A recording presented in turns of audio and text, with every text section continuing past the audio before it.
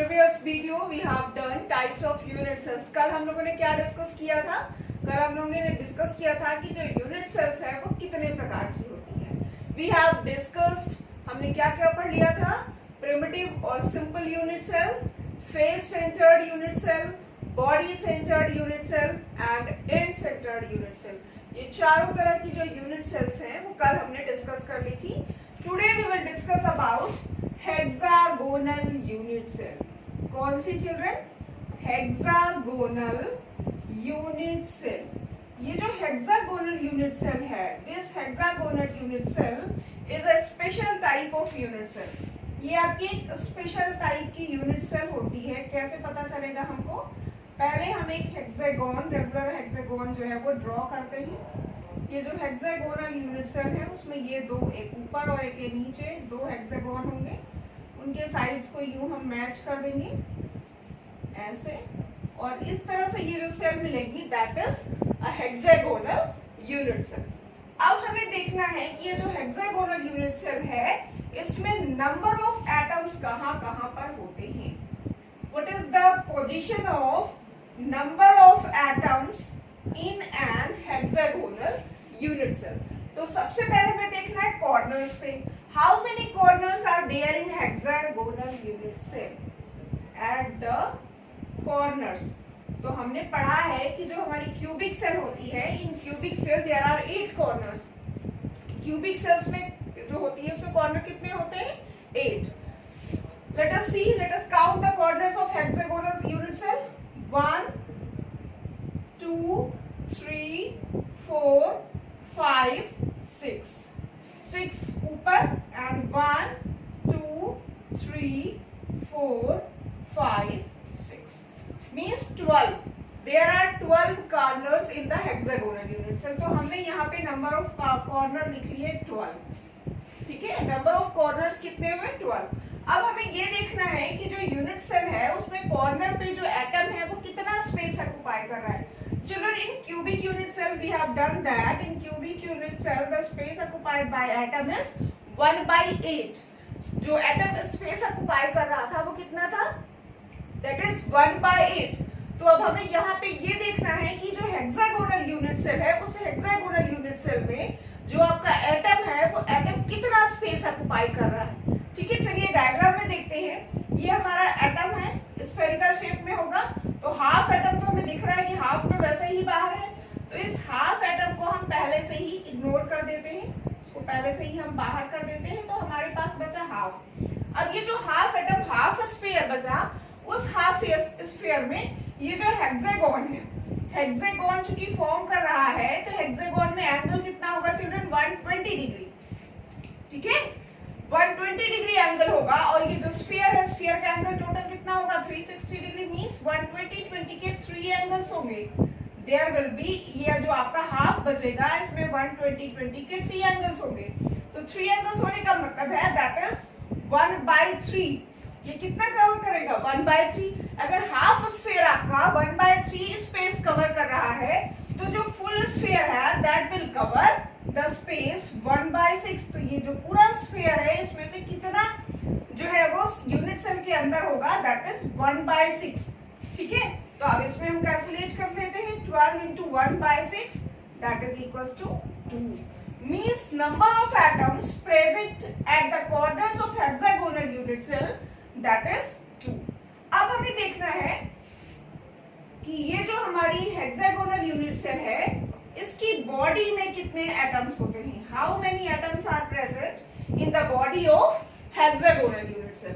तो देखो, अगर हमें कहीं लड्डू अरेंज करने हैं, 6 लड्डू ऊपर है और 6 नीचे है, तो उसके बीच में कैसे हम इन 3 लड्डूज को कैसे अरेंज करते हैं. ये हमने 3 बॉल जो है वो हेक्सागोन के अंदर डाल दी. मींस ये जो तीनों स्फीयर होंगे, ये जो तीनों एटम्स होंगे वो टोटली जो है कहाँ पे होंगे बच्चों? उसके बॉडी के अंदर होंगे. कहाँ पे होंगे? बॉडी के अंदर होंगे. Means number of atoms in the body of this hexagonal cell will be 3. Okay, now at the faces. अब हमें क्या देखना है कि फेसेस पे नंबर ऑफ यूनिट्स कितने होंगे। तो फेसेस कोई भी हम ऊपर नीचे वाले कोई भी अपोजिट डायरेक्शन वाले टू फेसेस ले लेते हैं। तो चिल्ड्रन हमने ये लिया एक अबव द ये ऊपर वाला फेस और एक ये नीचे वाला, दो अपोजिट फेसेस हमने ले लिए। There are two faces we have taken. और इसके बाद एक फेस कितना एक जो है फेस में स्पेस कितना कवर करता है, हमने पहले भी क्यूबिक यूनिट सेल में पढ़ा है कि जब फेस में होगा आपका एटम तो वो आधा ही सेल के अंदर होगा, हाफ पार्ट ही जो है वो कवर करेगा। That means 2 into 1/2 and this is equals to 1 means total number of atoms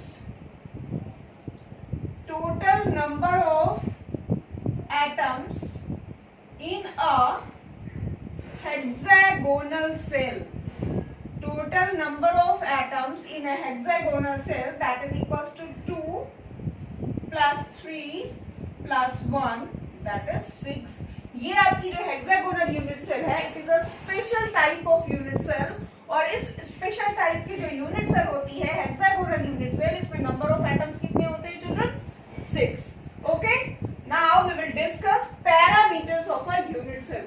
तो पैरामीटर डिस्कस करने के पहले आप इसका एक स्क्रीनशॉट ले लीजिए children. Parameters of a unit cell हमने पहले क्या देखा था, हेक्सागोनल यूनिट सेल देखी है। हमें ये देखना है कि जो हमने यूनिट सेल पढ़ी है उस यूनिट सेल में कौन कौन से पैरामीटर्स होते हैं, कैसे हम पैरामीटर्स को कैलकुलेट कर सकते हैं, कैसे हम यूनिट सेल के पैरामीटर्स को देख सकते हैं। तो इसके लिए हमें सबसे पहले क्या करना होगा children, we have to draw a cubic unit cell. हमने क्या किया है, क्यूबिक यूनिट सेल ड्रॉ कर ली। अब इस क्यूबिक यूनिट सेल में हमें देखना है कि कौन कौन से पैरामीटर्स होते हैं। चिल्ड्रन वी नो दैट, हमें ये पता होना चाहिए कि जो पैरामीटर्स होते हैं वो दो होते हैं। कौन कौन से होते हैं? एज लेंथ, एक तो एज लेंथ हो गया। और एज लेंथ में आपके क्या आएगा, एज लेंथ का मतलब क्या है, जो साइड्स होती है। हमें पता है कि क्यूब्स की जो साइड्स होती हैं ऑल द 3 साइड्स, चुकी है हमारा 3D स्ट्रक्चर है जो हमारी क्यूबिक सेल है, क्यूबिक सेल का जो स्ट्रक्चर है दैट इज 3D स्ट्रक्चर। तो 3D स्ट्रक्चर की जो सभी साइड्स होंगी that is A equals to B equals to C means आपकी ये जो क्यूबिक सेल होगी, क्यूबिक सेल की जो तीनों एजेस होंगी that will be equal. And what about angles? अब अगर हम एंगल्स के बारे में सोचें तो इसके जो एंगल्स होंगे, क्यूब के जो एंगल्स होंगे, इन एज लेंथ के बीच के जो एंगल्स होंगे दैट विल बी इक्वल। तो सबसे पहले हम क्या करेंगे, डायग्राम में देखेंगे। डायग्राम में क्या देखेंगे, ये हमारी 3D स्ट्रक्चर है। जब 3D स्ट्रक्चर होगा तो 3 एक्सिस में होगा। This one is X axis, this one is Y axis and this one is Z axis. तो ये हमने क्या किया, ये हमारी जो एज लेंथ है अगर हमने इसको A कैरेक्टराइज किया, दूसरी जो एज लेंथ है इसको हमने B किया, और ये वाई एक्सिस की तरफ जो हमारी एज लेंथ है इसको हमने क्या कंसीडर किया, C। तो क्या होगा चिल्ड्रन, अब जो हमारी एज लेंथ A के सामने का जो एंगल होगा that will be alpha, B edge length के सामने का जो एंगल होगा this one that will be beta, and C edge length के सामने का जो एंगल होगा वो क्या होगा, गामा।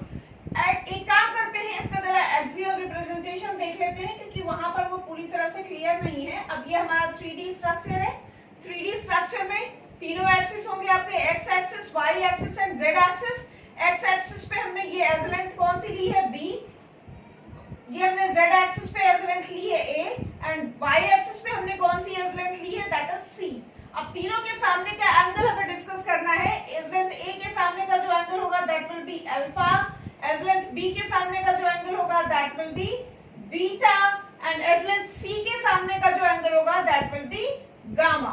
और क्यूबिक सेल आपने जो ली है उस क्यूबिक सेल में इन तीनों एंगल्स में रिलेशनशिप क्या होगी, all the angles that is alpha is equals to beta is equals to gamma is equals to 90 degree.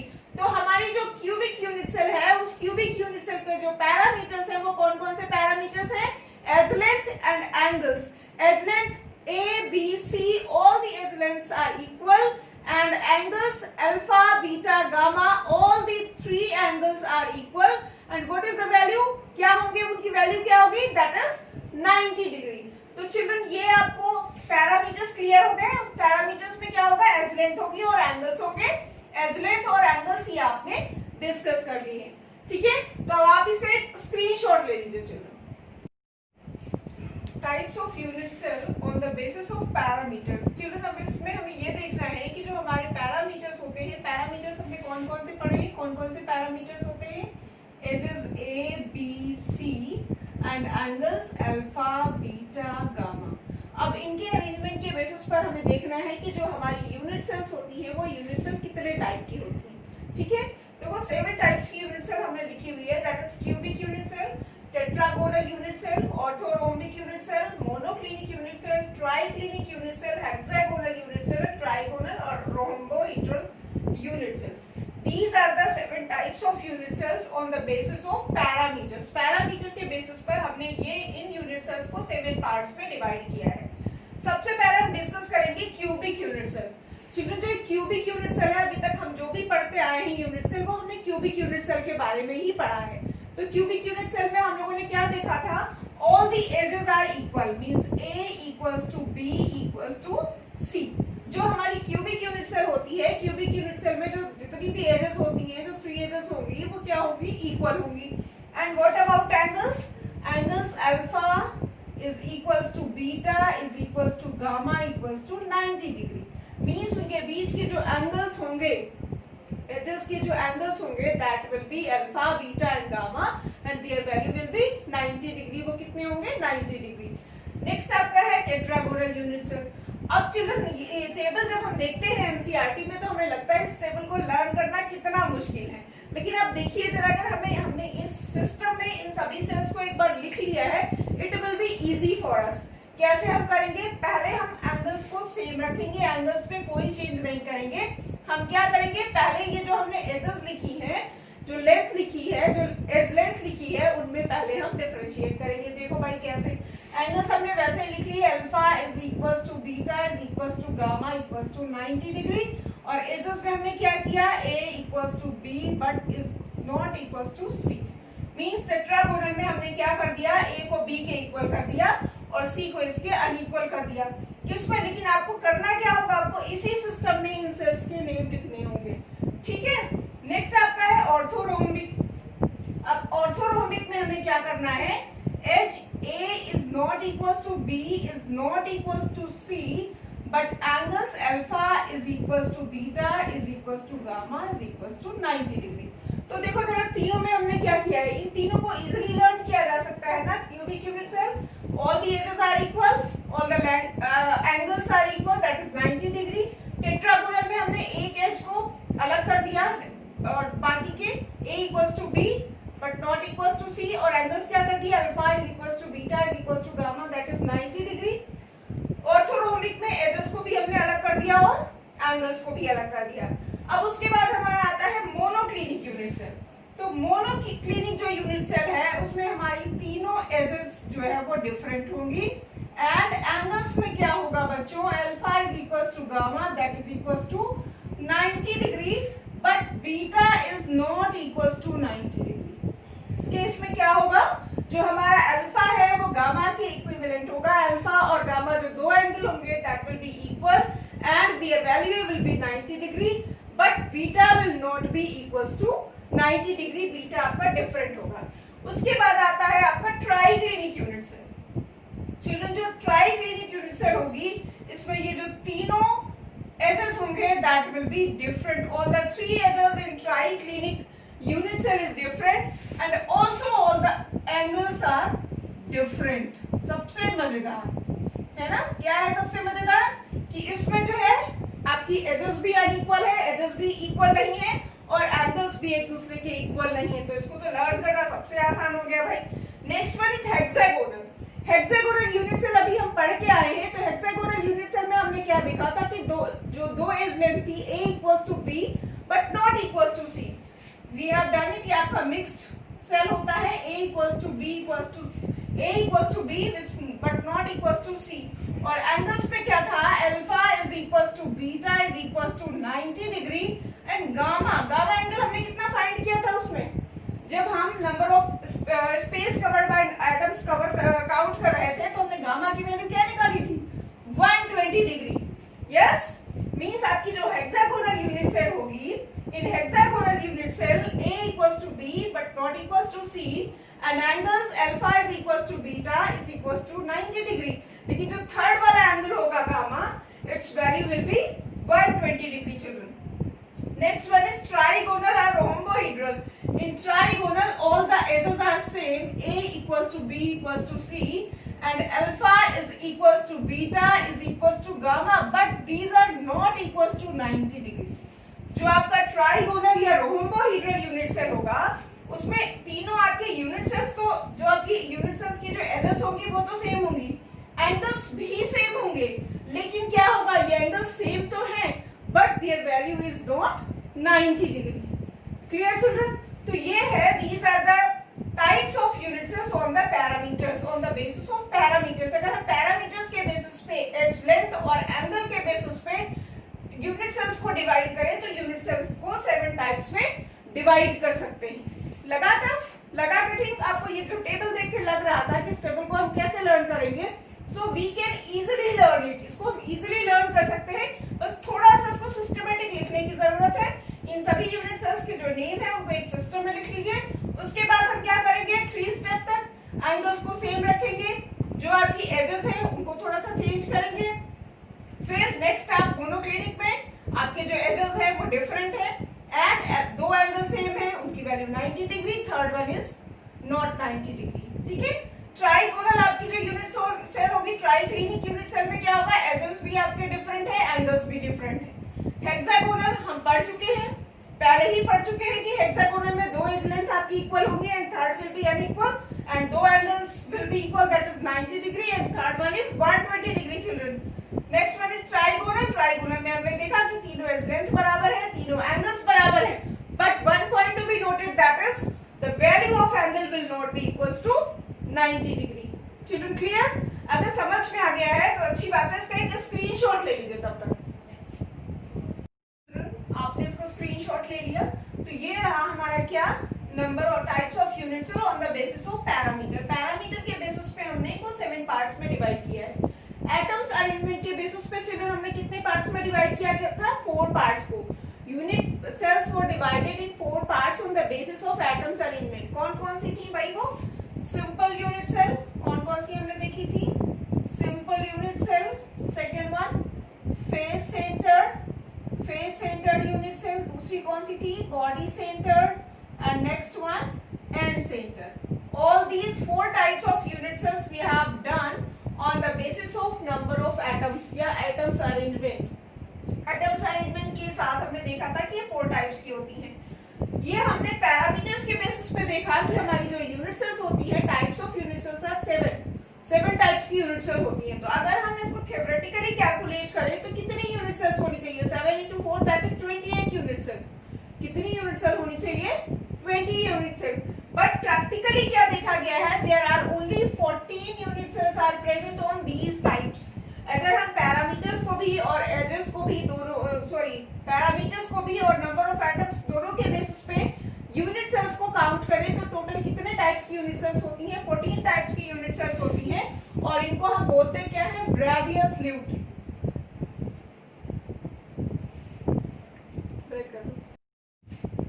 तो ये जो 14 टाइप्स की यूनिट सेल्स होते हैं इनको क्या कहते हैं, ब्रेवियस लैटिस।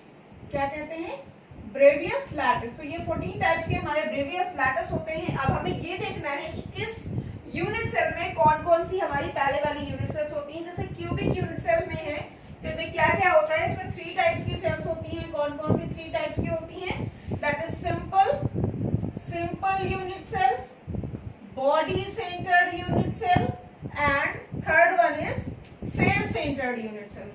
ये 3 टाइप्स की यूनिट सेल्स आपके क्यूबिक यूनिट सेल्स में प्रेजेंट होती हैं। नेक्स्ट आपका है टेट्रागोनल यूनिट सेल। इस टेट्रागोनल यूनिट सेल में 2 टाइप्स की सेल्स आपकी होती हैं। कौन कौन सी, सिंपल एंड बॉडी सेंटर्ड।